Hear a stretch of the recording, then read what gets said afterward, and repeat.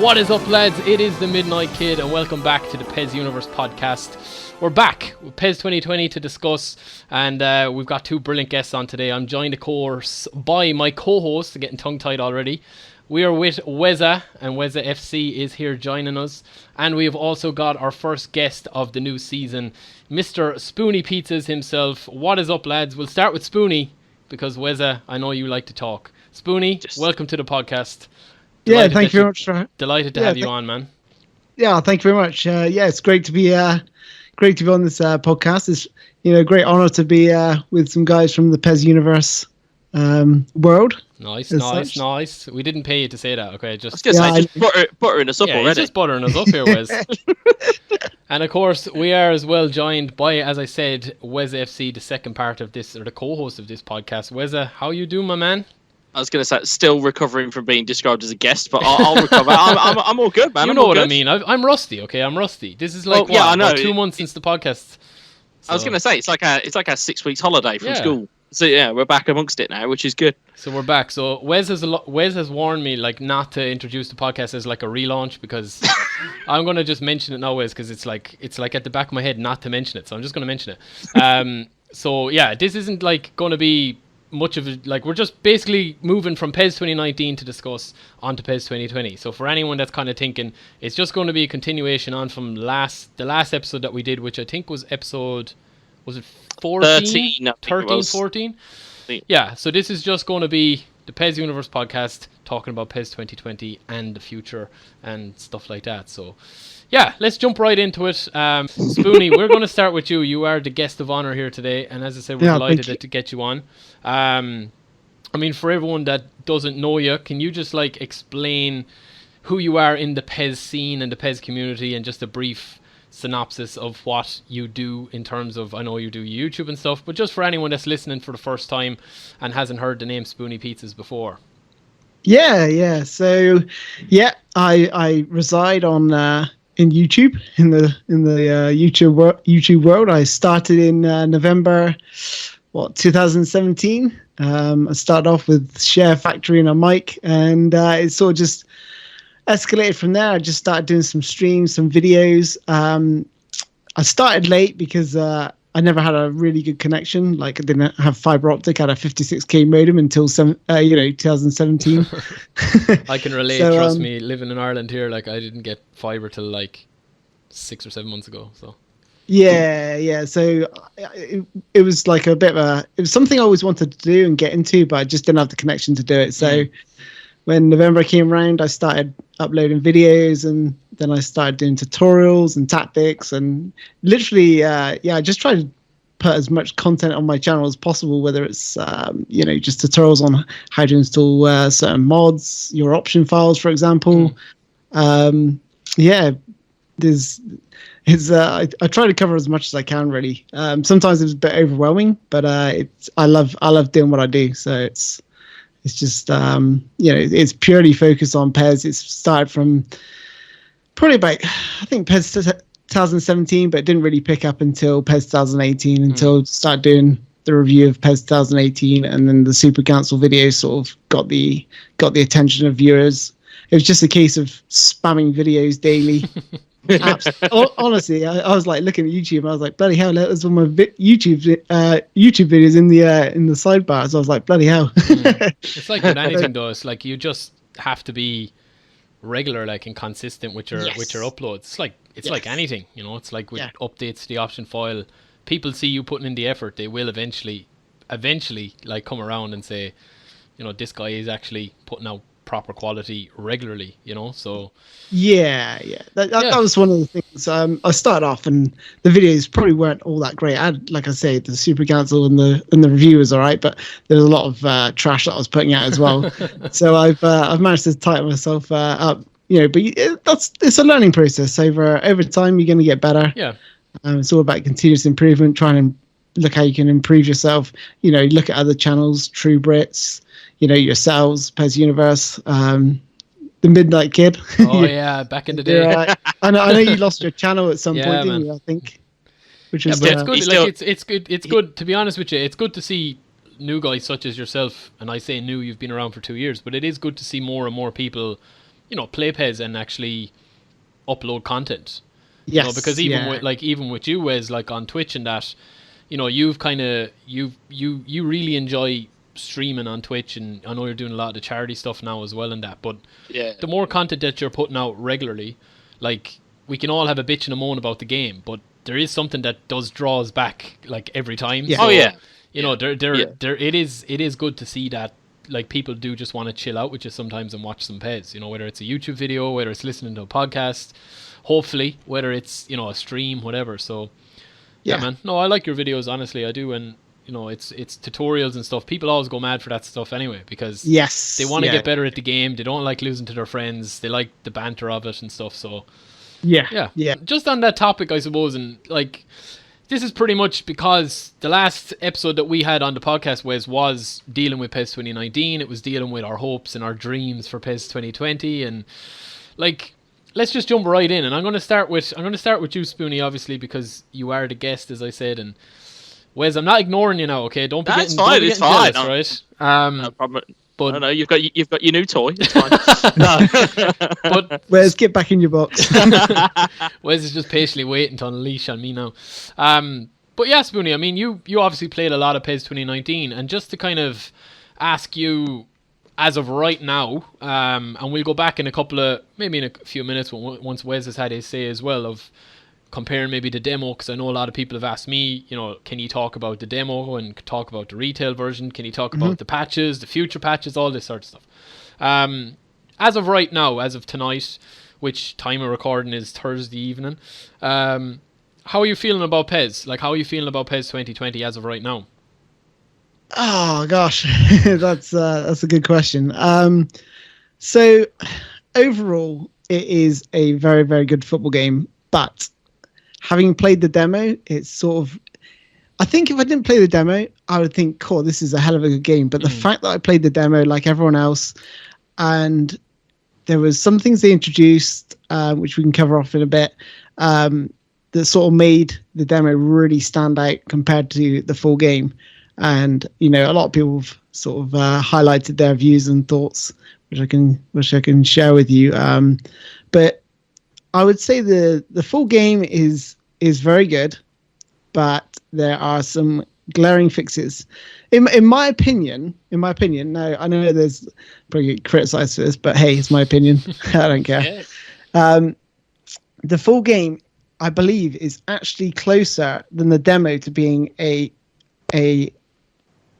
better game. And even though in my opinion, the demo is better than the full game, what I'm saying is the thing with the demo was the AI, artificial intelligence. That is so hard to get right in a football game. Anyone who's done any sort of programming, to get that artificial intelligence just right. In the demo, it was just far too easy. On Superstar, it's just like they're not attacking. There's no threat.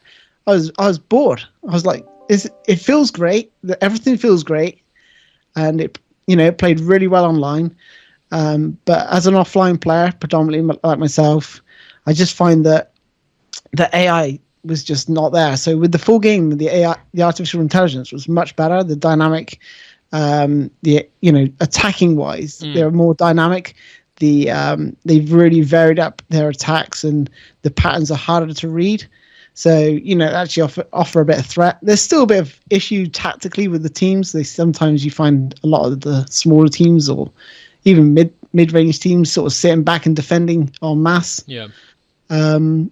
But yeah, I would say that, I think the full game is closer to being completed, because I think it's easier to fix the full game than it would be to fix the demo, in my opinion, because obviously they had a lot more time to work on that AI piece. They have touched up. And just to bring you in, Wes, finally, I know you're patiently waiting there, so appreciate that. But yeah, like, same question to you. Like, where are you at right now with PES? I mean, it's been out since maybe 15 days, is it? Just looking at the calendar there. So around that, is it? So, or like 14 days, whatever. Like, where are you with the game right now? I'm enjoying it personally. I mean, it's not really a newsflash to everybody that I'm actually enjoying a PES game. I'm gonna at least try and find a way to enjoy it regardless. In terms of the kind of discussion point on the variance between the demo and the retail game, I'm kind of agree with what Spoonie is saying there, in the sense of it is probably easier to fix a full game than it is to fix the demo, because from bits of information that we've seen on social media and responses from the new PES development Facebook, teams, the Facebook, you know, that from their side of things, is that the demo actually had quite a fair few bugs in it that they needed to actually fix. So, you know, it's kind of a case of I would imagine that Konami had a decision to make, where they go, right, do we release a game where we've sorted out all of these bugs that we found in the demo, or do we release the demo as it is? Now, granted, the demo got a lot of love. We know this. This is, you know, again, is not breaking news that the demo got a lot of love. However, I would venture to say that if Konami had released the game as it was, there might have been even more bugs in that game than what we care to believe now. So I suppose I am happy that they fixed those bugs, and I kind of take Sweeney's point, is that it is easier to fix. You know, we've seen constant complaints with regards to the referees. I mean, I've seen a lot of, you know, fouls that should have been given that weren't given, and and vice versa. And there's other little aspects that you could go, actually, that needs tightening up, that needs reworking. And it's not, I suppose, it's not simply a case of going, oh, well, just give us the demo. You know, you can't just take the demo from one place and plug it into another. It has to be, okay, does it need to, you know, stuff needs to be tested to make sure it's not going to break something else down the line. And, you know, I'm not a game developer by any stretch, but I'd imagine they've got to routinely and, you know, properly test these things before they put them in. Yeah, of course.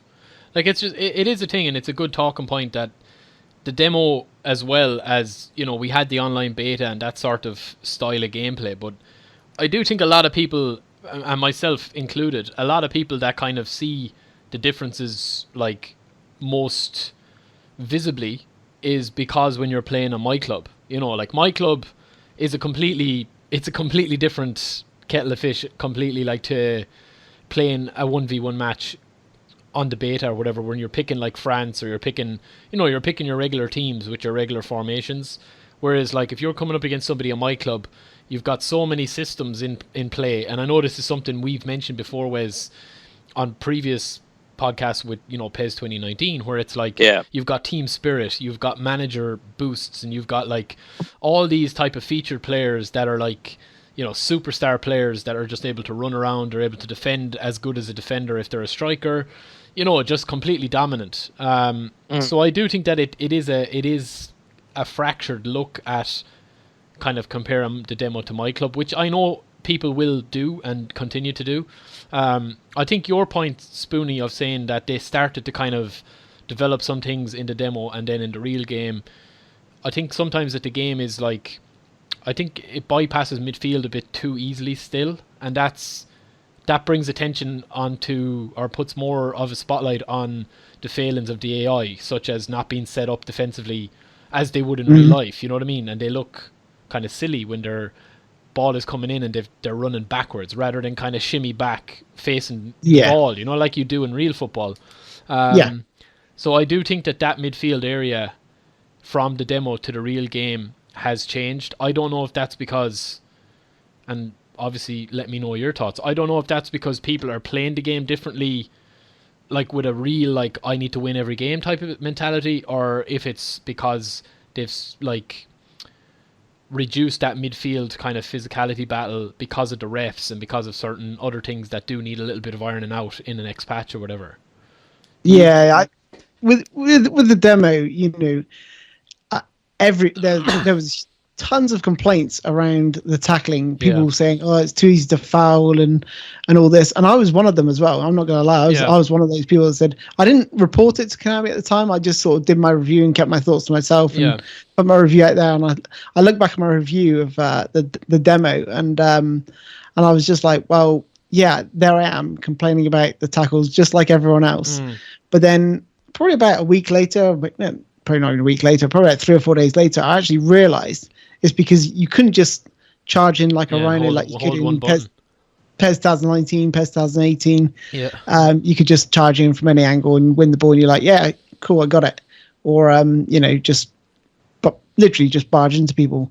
So it was just trying to learn and learn how to properly tackle, you know, get goal side, face up like you would in real life, and then win the ball when you're facing them, and then you get that sort of that real good one-on-one duels, you know, between attacker and defender.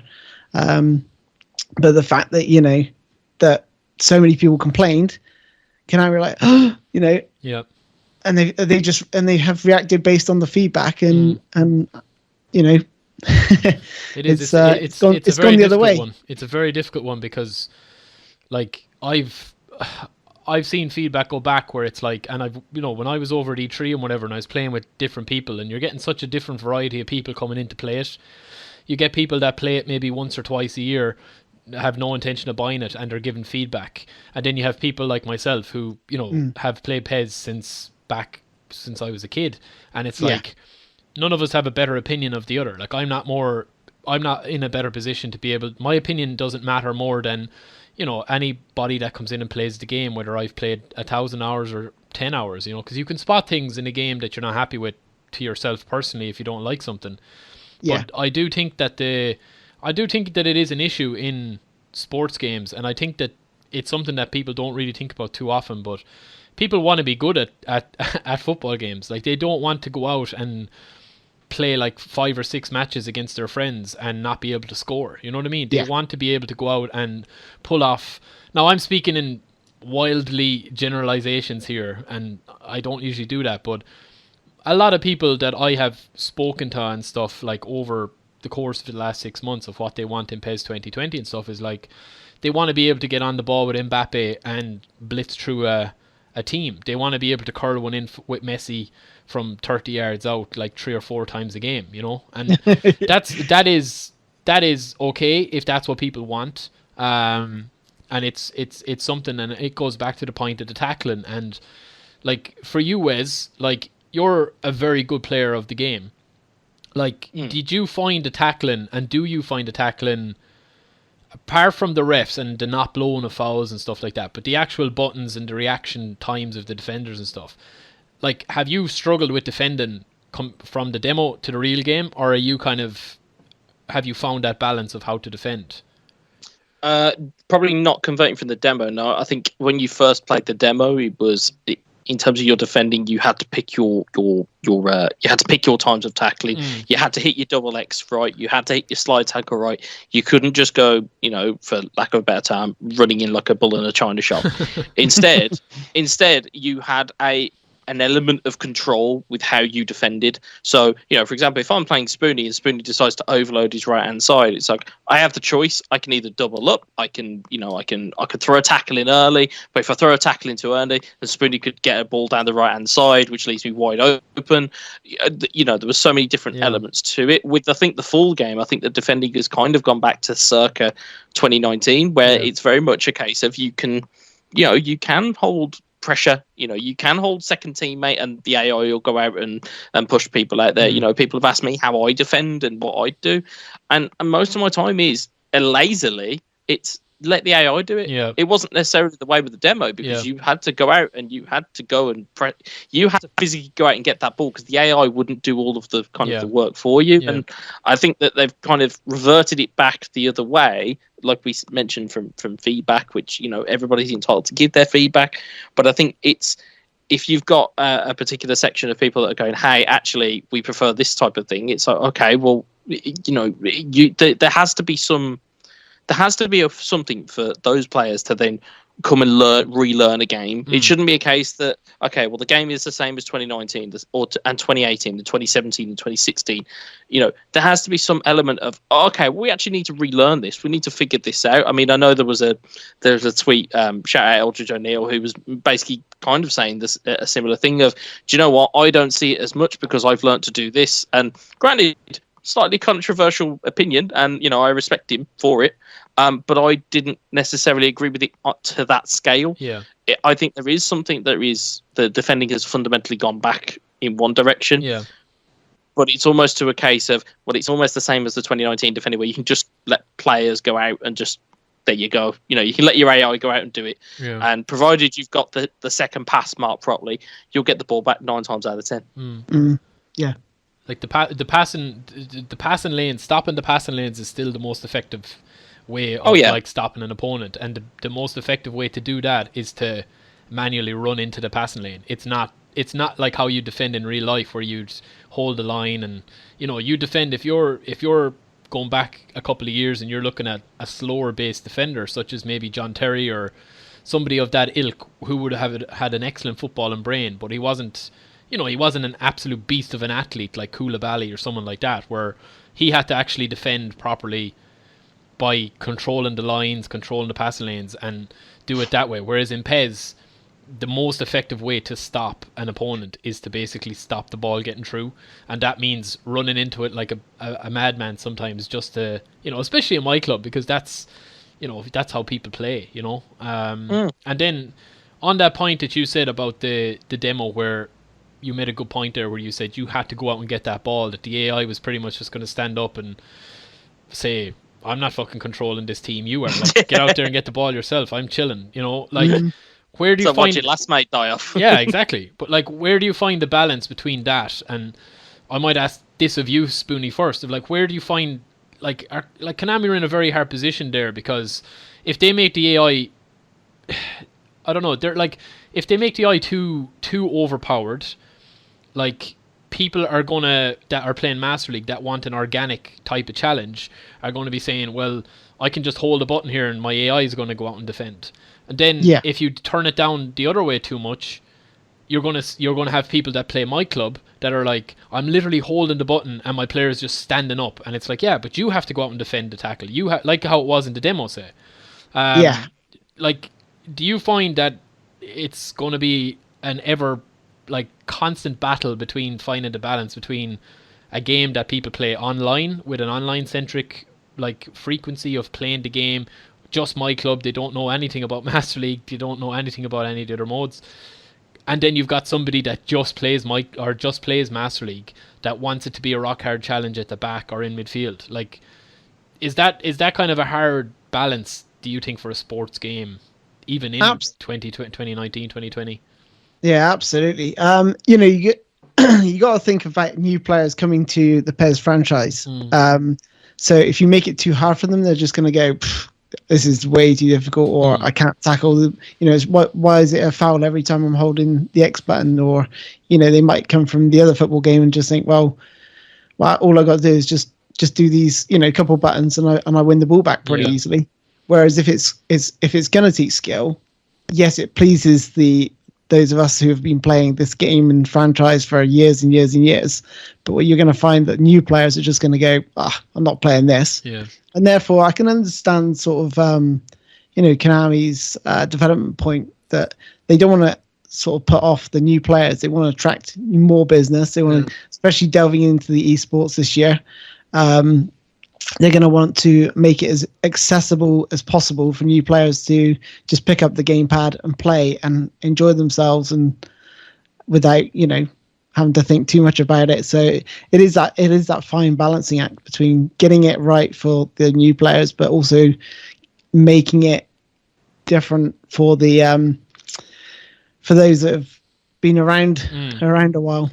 See, it's like, it's for example, like, just to give an analogy, it's kind of like you doing a YouTube video where you're doing a tutorial on how to do free kicks, or you're doing a tutorial on how to, I don't know, like, do advanced tactics, or hold, like, manually change or push up or bring back the defensive line. And in your tutorial, you are going to simplify the instructions as like much as possible, where it's like, the average PES player, like, even if me or Wes go on to that, like, somebody that has played PES and is familiar with the controls and whatever, like, you don't need to explain that to flick the ball up, you need to hold in, like, a certain button, like R3 or whatever. You could just tell us, me or Wes, oh yeah, you double flick the ball. And it's like, yeah, we know how to flick the ball. Whereas for somebody that's coming over that has never played PES before, they're like, and I'm sure that you get very kind of, there's no such thing as a stupid question, because if somebody doesn't know something and you know it, like, there's chances are they know something that you don't know. So, like, it's kind of the same with Konami. Like, it's which direction do they go in, because they don't want to alienate people that are coming over to try and learn the ropes of the game, and they don't also want to have it that it's like going to be just a PES 2018, PES 2019 reskin with new rosters. Like, so it is a difficult one. I mean, what do you think, Wes? Like, do you think that they've struck a good balance this year from PES 2019. Like, do you think that it's in a better position now than it was last year at this time? Yeah, I mean, I think it's still in a better position than what it was from last year. What I'd say though, just on the point about new players coming across and things like that. Yeah. If you are primarily a FIFA player, I would imagine that, and the general consensus I saw of some FIFA players, because granted I did jump in their streams when they were streaming PES and people that were playing PES. It's a case of most of those people who are legitimately coming across to play it kind of consistently, they're looking for something to be different than FIFA. They're looking for something to be different than what they've already had. So if you're trying to make your game accessible, because we know with FIFA it's incredibly kind of pick up and play, which is not necessarily a bad thing. No. It is the biggest football game out there. That there is no shying away from that. It doesn't necessarily make it the best football game that's out there, but you're going to make that accessible to the biggest audience as possible. With PES, we kind of know from experience that the majority of their gamers are older gamers. I myself am 29. I'm no spring chicken, but it's like you're kind of looking at players that have played this for a while, so they kind of know what to expect. And I think it's a case of, if you're trying to make that game more accessible, you do run the risk of alienating your older fan base, let alone the one that you're trying to capture. So I think they are in a difficult spot from that perspective, because they're trying to get new eyes on it, but also retain the old eyes. And it's, at one point something is going to give in terms of who they actually try and pitch this game towards. Because at the moment, it's kind of still, it's trying to do more towards casual gamers, but it's upsetting the general, from the type of people I see on Twitter, and it is just an open place there. Yeah, it can easily be you're trying to offend pockets of the community, and I don't know. I suppose with with how they are going to try and change their game, they need quantifiable data. How many people are genuinely quite annoyed with the game? How many people are actually okay with it? And that will judge whether they're actually kind of whether they're going to go ahead with making changes or not. And I think it's, to answer the summary question, I think it is a step up from 19. But again, as Spoony pointed out, and as I've pointed out, there are still things that need work. But we're only 2 weeks in. I'm not calling it a dead duck before it's a dead duck. Yeah, I mean, it's an enjoyable game. Sorry, Spoony, go on. Yeah. I was just going to say, look, I remember PES 2018 released, and when that, I can't remember what it was, but it was something to do with the defensive AI. I think you could just run down the wing, or something along those lines. And it took a data pack or two to sort of fix that, and they kept chopping and changing it. And for me, by the fifth or sixth data pack, that game was absolutely incredible. Yes, it was a bit arcadey, but it was fun, fluid. It was just a great game to pick up and play. Yeah. And I'm total confidence in Konami to actually, get the data packs right, because they've done it the last 2 times. I felt like PES 2019 had issues when it was first released. I think we all sort of forget that those issues, and then we just think, by the end of data pack 5, 6, it was a pretty good game at the end of the day. And then you jump into a brand new game, you're like, oh god, this is bad. But then if you look back at your PES 2019, PES 2018, you had the same sort of quibbles and sort of maybe not to this scale, because everyone saw the demo, and the demo was like was pretty outstanding. But I just think with a few data packs, I think PES 2020 could be the best of them all. I think it's got the pace of the game right. The shooting variety is really good. The goalies aren't superhuman. They do let in long range shots, but it's not too frequent, which is really good. We've got the new stadium cam. I absolutely love that. Yeah. It takes a little bit getting used to, but it does change. It changes the pace of the play. Like going from dynamic wide, that's really nice to use, and everyone's really familiar. But you try the stadium cam, and if you get used to it, you can actually you can build your play at a decent pace. And it's really strange that how big a difference switching between cameras has on the actual gameplay. Yeah. It just makes you see the pitch a little better, I think, as well. It's more immersive as well, isn't it? Yeah. I just find it slows the game down a lot. like when I was even on the demo when I was playing Dynamic Word, I was thinking, cool, I need to stick on Dynamic Word against players online. But I thought, no, I've got to adapt. And yeah, I was making loads of errors on the Stadium Cam. You're not going to be able to judge, certain aspects of the game because the camera's so far zoomed out. But I just found that the gameplay when it's in dynamic wide, it was like felt like 100 miles an hour. And then you switch it to the Stadium Cam, you're like, bloody hell, everything's slowed down. You can pick your passes, you can just pick people apart, and they must be thinking, bloody hell, this guy's like picking out passes. I can't even see where he's passing the ball to. Yeah, but it is a thing as well, and probably to kind of segue into like Master League and stuff like that. I do think that there is a selection or a section of people that will be very vocal that they're not enjoying PES or they're not, that they're not in love with the gameplay at the moment or whatever. But there's also a large majority of people that like literally don't air any of their grievances because they're just enjoying the game. Issues notwithstanding. And I think that they outweigh the people that are complaining about it. But it's like with anything. It's if you go in to see a film or whatever and it's absolute shit and you think it's terrible, you're probably going to tell someone quicker that it was terrible rather than if you saw something really good, then you're going to recommend it or whatever, because it's easier to kind of be negative. I think it feeds into our dramatic or drama, whatever we are as human beings, where we do enjoy kind of drama and giving out and stuff like that.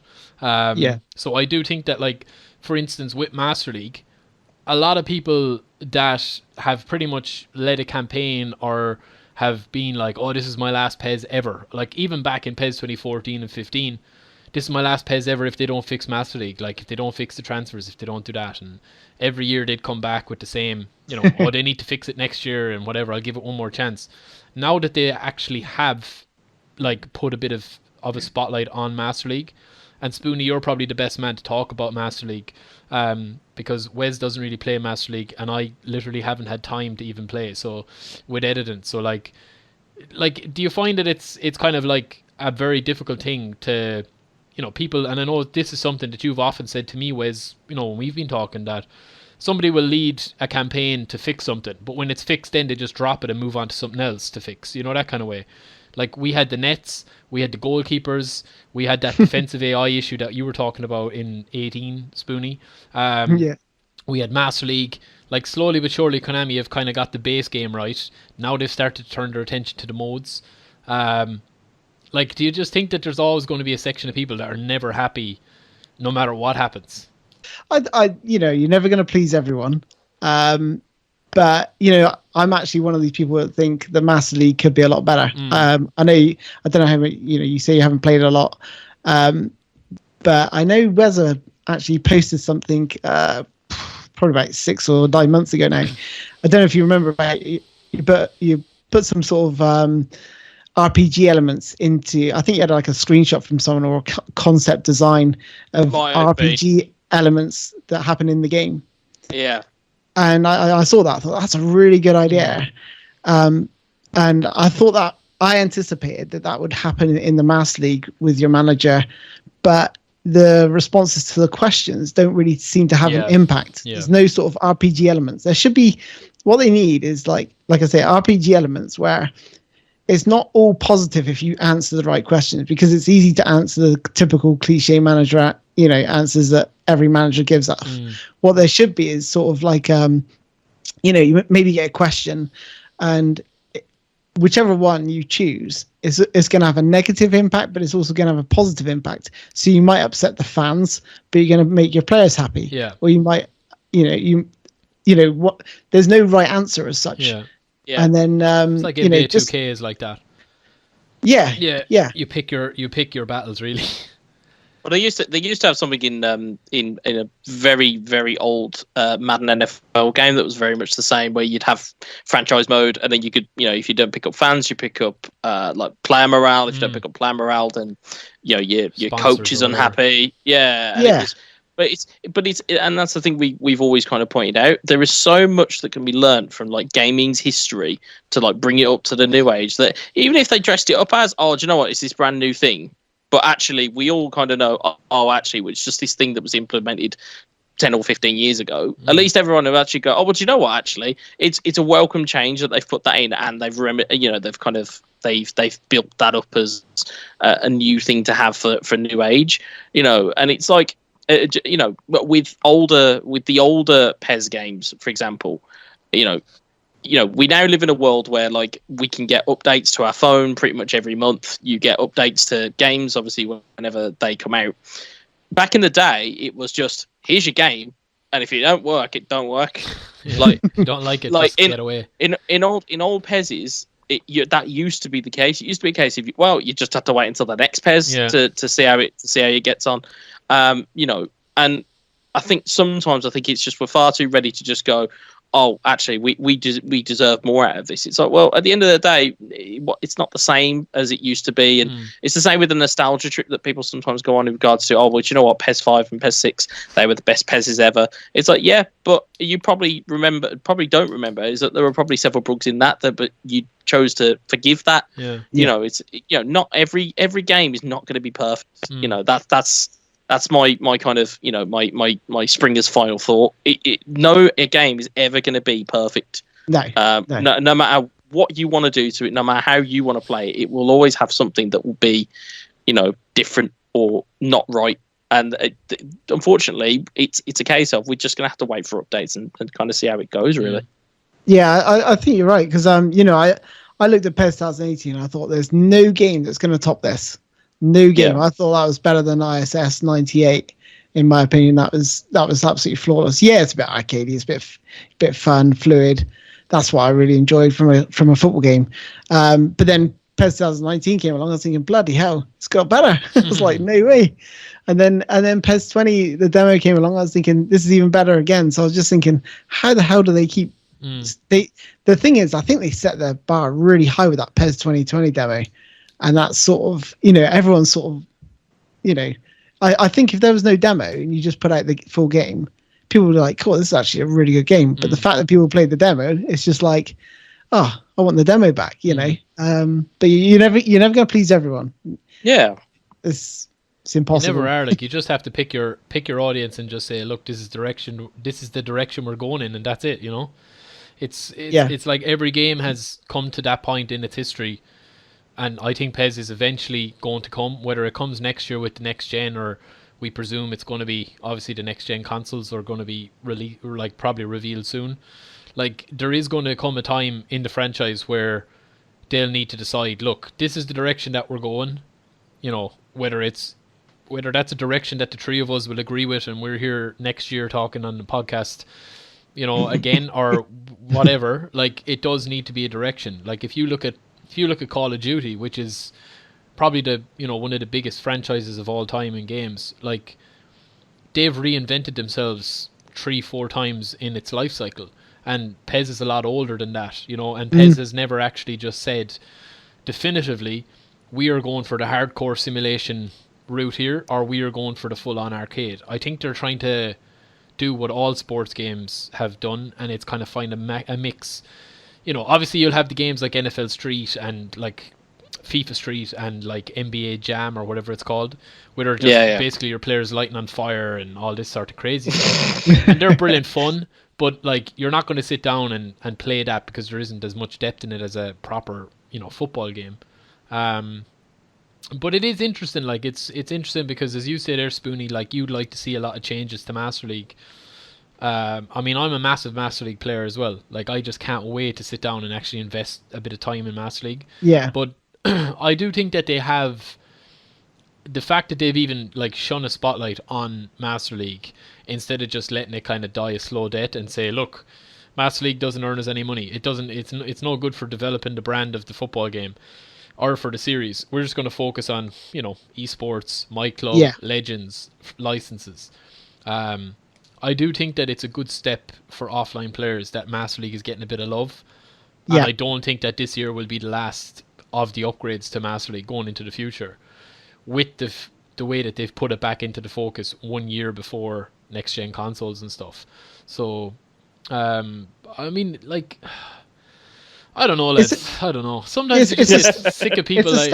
I think the Master League is a step in the right direction, but it just needs a bit more development. I know Yeah. they said they had like a 3-year plan. Yeah. Was this the last of the 3 years? This is the second year, I think. Second year. Yeah, So, well, technically the second, yeah. yeah, so hopefully maybe next year they can add these actual RPG elements or something, because otherwise it's just fluff. The cutscenes is just fluff that don't have any impact whatsoever. Like the premise of it is very good. There just needs to be a bit of kind of weight behind your actions and stuff. And I definitely think that's something that they should either commit to doing it properly or they shouldn't dabble with it at all. Do you know? Because there's no point doing it half-arsed. Like they should just decide, okay, you're gonna drop your star striker.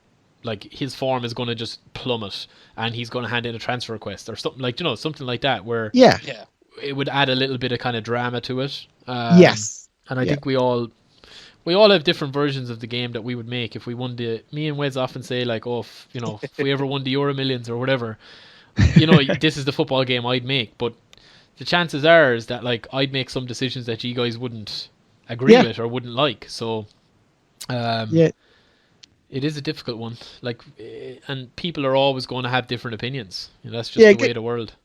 Yeah, going back to the Master League, it's just like I remember being Manchester United manager, and the first time I did it, I was like, oh yeah, try and get the UEFA Champions League spots. The second time, I thought, do you know what? Let's say I'm happy to settle for 10th. I went to them. I went to Ed Woodward and said, dude, you know what? I'm going to finish 10th here. Is that okay? He goes, yeah, that's great. Yeah. I was like, what? Like, come on. They were like really happy with that. Yeah, it's a difficult one to pitch, and what we're saying there about in terms of if we all we could all sit here for hours on end talking about all different types of aspects of the game that we all probably find completely different, and that's the same pitfall that kind of Konami sometimes find themselves in, is the sense of that's all their feedback. Their feedback is God knows how many thousands of people's voices all at once just shouting at them, going, we want this, we want this, we want this. And sometimes it probably just gets completely overloaded by like, oh, okay, we actually don't know what directions are going here. And then they kind of almost freeze on it. And that's not their fault. They've got those voices. They've got so many people, and it's trying to get that kind of one version of the truth almost of, okay, so what, if you're moaning about nets, just say, for example, are you really moaning about nets, or are you moaning about the shooting animation, or are you moaning about the ball physics, about the ball hitting the back of the net? Yeah. What is it you're really kind of moaning about? And that's why whenever people are talking about, oh, well, I've had X, Y, and Z happen to me, right? Get it on a video, or get some type of evidence where they can go, right, let's take a look at this and let's see what we can do about it. And that's the most effective thing people can do. And if it means that you're going onto your share button on your PS4 or on your Xbox, and it means you recording an hour at a time all of your footage just in case something happens, do it, because it's the most useful thing that they can have is footage of it going wrong, because then they can go, okay, we can sort this out now. That is the way forward. Like, I was just going to say two of the main aspects that really bummed me off, and I'm sure many other people, was the finesse dribble, which they heavily advertise, and it's really unresponsive, and that's offline, so God knows what it's like online. And the skills, you can't do any skills against superstar or legend difficulty. They just read it every single time. I don't want to crap on this game, because it is a good game. I'm still enjoying it, but there's just some glaring issues that you need to fix, and everyone's aware of that. Everyone knows the finesse dribble and the skills in this game need to be fixed. What's it like online to you guys? I don't really play online much, but yeah, I mean, for me, it's similarly what we said about, oh, do you know what, the way that you defend is, you just go out and play in a similar way to 2019. For me, it also has that effect attacking wise as well. It's like I'll find myself, instead of trying to use finesse dribble or use dummies or use these different kind of aspects, instead I just find myself going, I'll just pass. I'll just keep passing and passing and passing, and that's the way that I find the most joy in terms of actually getting through a team. And granted, like you mentioned, that there's things that have been, that were more effective in the demo than they are in the real game. That there is no real getting away from that as a point, and I think it's, it is something for them to look at and for them to work on, because, like you said, you've got a heavily advertised, aspect of the game that, when you take it online, isn't really. I suppose you have more freedom in the terms of, if you're defending it, if you're attacking somebody and it's 1-on-1 and they're controlling the player that's in front of you, you've got a bit of skills that you can do. But if you're, like you said, if you're playing just the AI pressing somebody, then, but the AI is just going to steamroll through a player who's doing skills, and it's difficult. It is difficult in that respect to kind of defend it almost. It's hard when people sit in my stream and they'll go, oh, so how would you best attack? And I'm like, just keep passing. They're like, what, so you wouldn't use skills, you don't use skill dribble, you don't use none of this, you just pass? I'm like, yeah, that's pretty much how I do it. Well, look at Eterito, PES 2019, he barely ever uses skills, and same with all the top players, because you just end up losing the ball more than you would. And look at real life, very rarely do we see, obviously Ronaldo is an exception, and, but you don't see a lot of people using skills in real life. It's mainly about passing the ball, keeping it. Everyone's an athlete now, aren't they, nowadays? Simple football. That's what the difference between the top of any like sport or any game or whatever that's played competitively, like even Call of Duty or whatever. It's not the amazing things that they do, it's the simple things like aiming, shooting, reaction times, everything like that, when to pass, when to not. I mean, look at Man City. Yeah, exactly. It's just simple, there's no, usually their highlight packages are pass moves, like 40 passes and a goal, like tapping. Just going back to the tackling, now I've played the other football game for about 5 hours, and I rate the fact he's not used the word. Yeah, I rate that. I did. Like I did earlier. It's like not mentioning Voldemort in Harry Potter. He who shall not be named. The other football game. Yeah, there's a lot of things I dislike about that game, but one of the things I did quite like was the secondary press in that game. There's secondary. I don't know if you guys. I haven't played it. No, I haven't played it this year at all. Yeah, I played the Volta over at Gamescom. All right, that was it. I just played like 10 minutes. Yeah. You're not missing much. So with their secondary press, the AI doesn't actually go out to just try and win the ball back. It sort of stands off the player. So if that player keeps moving forward, they'll keep backing off, but they'll sort of jockey backwards. It's down to you to take control of that player and then try and win the ball 1-on-1.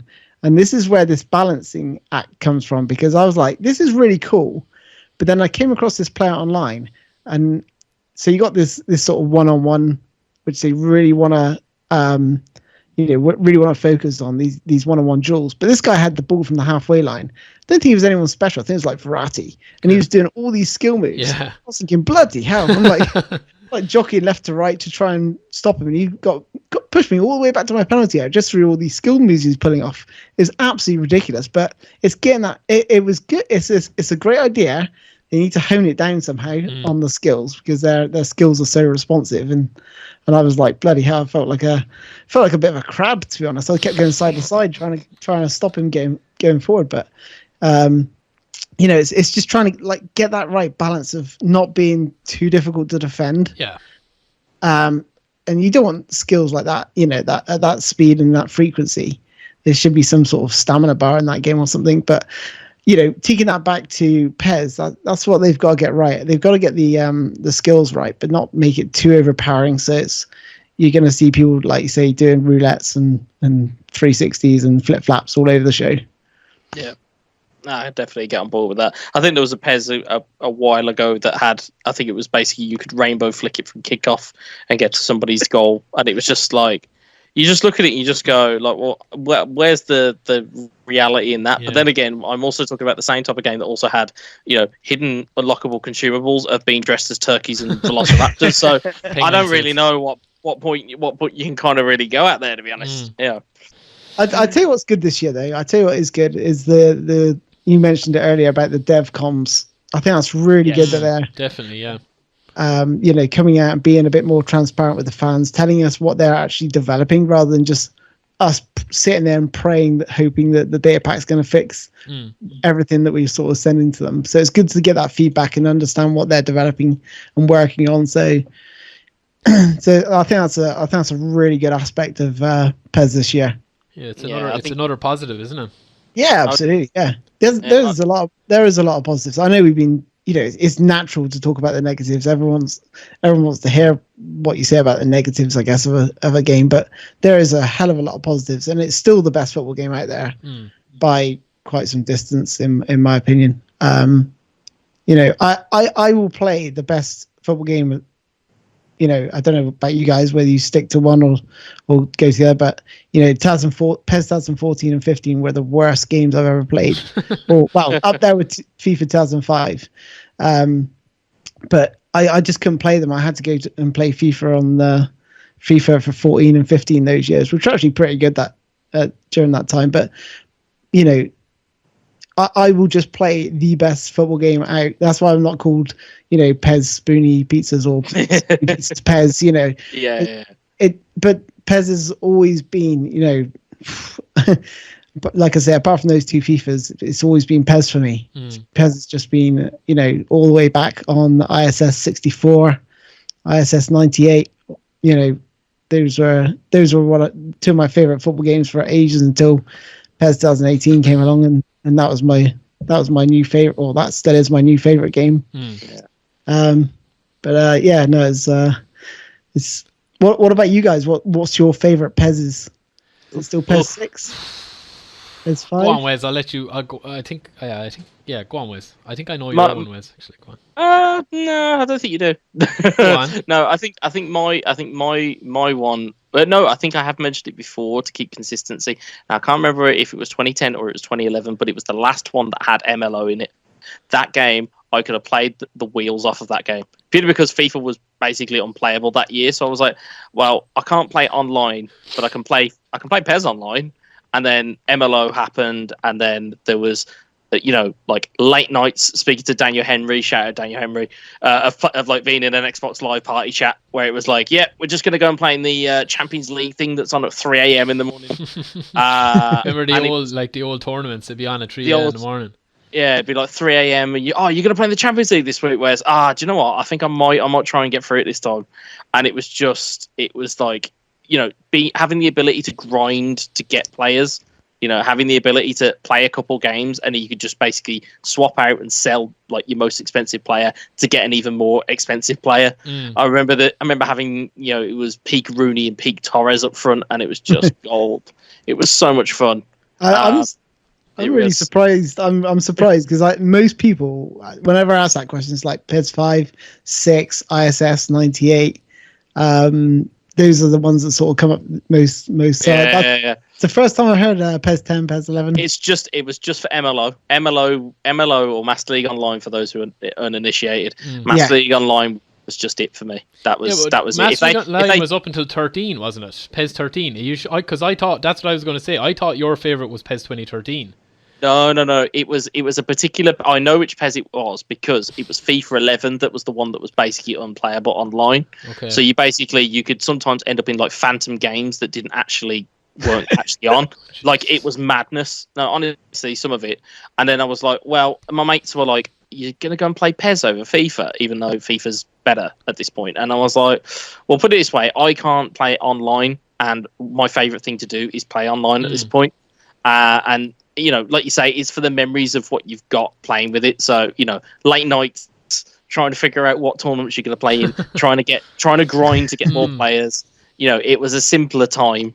Remember in MLO, you had to release your entire squad 1 week because of the player form. Do you remember that? Yeah. So, you'd be scouting. I remember me and my brother used to be like, who do you think now is going to be next week? And he'd be like, well, we eventually figured out that it was actually just like every second, like a player that was down 1 week would be up the next week. That it was just completely like fixed. It wasn't randomized.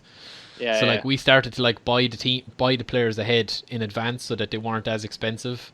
And then they'd be shit for 3 days, and then it would switch over, and they'd be all red form. But I'd say my favorite one is probably PES 5. That was probably the one that I played the most. Either PES 5 or PES. I would say probably PES 2012, I'd say, was one of my favorites as well. But again, that's more so where I was at both those times in my life, and the time I actually pumped into playing it, when there was no responsibilities, there was no like nothing. It was just like home from school, bag down, boom, straight in. So yeah, I remember in PES 5 was probably like the one that I always think back, like that was the most enjoyment I got out of playing a PES game. Yeah. So yeah, it wasn't perfect. There was a lot of bugs in it, but yeah, there was a bug in it. I don't know if there's anyone listening to this. You guys might know. There was a bug in Master League that if you scored a goal and you press start right as the ball went into the net, and in the replay the ball was over the line, if you went back in the replay and took the ball, if you rewinded the replay and fast forwarded, every time you did it, you scored, like it counted as a goal. Did you ever hear that? No? Wow. Yeah, that was a big bug. I remember something similar like that. I remember one year I had like 200 goals with Shevchenko because I just kept doing the bug. So yeah, it was a good crack. But again, in those days there'd been no update to fix it. No, that was it. So it's just been like, that's it. That's your game. But there was bugs in them games as well. It's just now everyone has a voice where they can put up, it takes 20 seconds to record a video, put it up online and tag a couple of people in it and say, look at this is unplayable, or it's a completely different thing with social media. It's kind of scary to think how many of our classic games would be ruined if Twitter was around back in like Resident Evil 2 or Final Fantasy or Metal Gear Solid were coming out, and they're like, yeah, but look at this bug, because nobody knew about the bugs back then, because you might tell your friends, but that would be it. You weren't going online to look at them. You weren't going on YouTube to look at them. So simpler times, wasn't it? Yep. I always remember in Grand Theft Auto, the dodo. Do you remember that? Go on. The dodo plane in Grand Theft Auto. Yes. Yeah, someone started a rumor in my school that you could actually fly it, but in fact you couldn't. You could just kind of float it. So like, it could go up into the air, but you couldn't actually fly it. It would just fall straight back down again. But somebody in my school started a rumor saying like, yeah, but if you do it this way and you like do it on this runway, and it was like everyone was trying to do it at home, like, and it was just bullshit. Like, but we'd no way of checking it. We'd no way of checking it because we'd no online, No internet. Yeah. So simpler times, lads. Simpler times. Man. That was the way it was back then. What would you guys give PES 2020 out of 10 for a rating? Oh, that's a good one. Whose podcast is this again? Like, yeah, I was going to say, spot like that. You know what? I had this with Renee. Now I've got it with Spoonie. I don't like this. No, I would say at the moment, I'd say it's a 7.5 from me. Oh, just because you can't have halves. Like, come on. No, I can have a half because I'm deducting a half for the referees. Once that gets done, it'll be an 8. But I think there's ways to go with what they can do. There's ways to go with everything, and it is so early, and it's not like. I don't think that PES is going to fall off a cliff anytime soon in terms of the actual gameplay or the actual game itself. But I still think that they still need to work on it. It's not just something they can just go, oh, okay, well, we've done our work for the year. No, that's it. Yeah. There's still things that can be done. Yeah, and they will do. They're definitely going to. I mean, what about you? There's definitely like, I reckon there's going to be a purple patch with this game this year where it's going to click for a lot of people and they'll be like, this is actually unbelievable. So I'm looking forward to that, and maybe by then I'll have a bit of time to actually play it, so it'll be perfect for me. But yeah, I'll probably give a review of edit mode rather than the game, because that's all I fucking spent. No, I'd probably be the same as you, Wes. I'd probably be around that 7-8 mark. Not to piggyback off what you said, but I do think that there's a lot of stuff there that I love, and there's a lot of direction. The direction that they're going in, I actually love as well.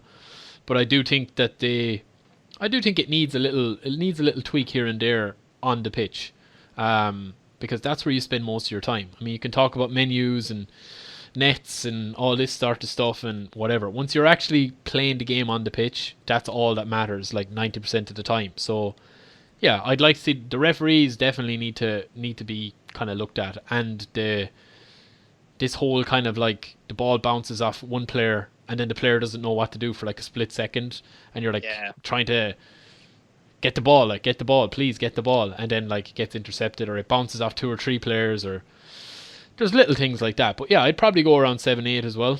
I would say an 8. I think fix the refs, fix the tackling, fix the skills, fix the finesse dribbling, in my opinion. But I can test that with Messi later. Yeah. But I mean, if they fix those, it's going to be high 9s for me. Yeah. But it's still so early in the game's life cycle. Like it's it's way too early to even commit to saying like, it's not the best one, or it's not this, or it's not that. Like you're probably better off waiting to actually do a full blowout review come Christmas time. Where it's like, I think PES grows into itself over time. Absolutely. Especially with tweaking some stuff. PES 2019, everyone said the demo is better than the full game when it first launched. Over time, everyone just shut up. Everyone's like happy with it after data pack 1 or 2. And it just kept improving. That's one of the things I love about Pro Evolution Soccer. It does evolve. Every game feels different. Yeah. The game doesn't feel like the last year's edition. There's always been big changes around the gameplay. Because the last thing I want them to do is focus on Master League and then just abandon the gameplay, or think they can't improve it anymore. I thought they couldn't improve it on 18. They did. 19. They did as well in the demo. So every year they can still improve it. And I'm just like, I'm shocked at how they do it. I don't know. I think the core like gameplay mechanics I think are brilliant. Like the actual, if you were to just look at them from a technical point of view, the refs could do with a bit of work. The player reaction time could do with a little bit of work. They're all little things. Yeah, that's fine. But in terms of the direction that they're in now, I genuinely don't think that the mechanics need to be tweaked that much. I think they just need to be, well, yeah, some of them do be, but I think the core aspects of football games, like, the passing, the shooting, as you alluded to, Spoonie, earlier, passing, shooting, the pace of the game, the speed of the players that need to be fast compared to the players that are slow and physical. It is there, and it's just like a tiny bit of polish, and it's going to be, it's going to be right up there with some of the best sports games ever, I would think. Totally agree. So, what do you think, Wes? What do you mean? What do I think? What do you think about life in general? Oh yeah, do you know what? I feel like my life is going right now. No, I think they're heading in the right direction. I would personally love them. I know obviously this game's only 2 weeks old. I'd love for them for PES 2021. I know that sounds a scary thought, that will probably already be on their minds, which is I would imagine is part of game development. I'd love them to just come out and go, do you know what? Make a statement and go, do you know what? We're going in the simulation route. We want this to be the closest thing to real football as humanly possible, and go from there. Because as we stated previously on the podcast before, when you play FIFA, it's very arcadey. Not that that's a bad thing. I think there's the space in the world for more than one football game, but you need to find something that is like a USP. You need to find something that is your unique point of why would you buy PES over FIFA. It's all right when you hear people go, oh, it's got better gameplay, but when you push them on the how, they just go, well, it's just better. It's like, no, tell me what's better.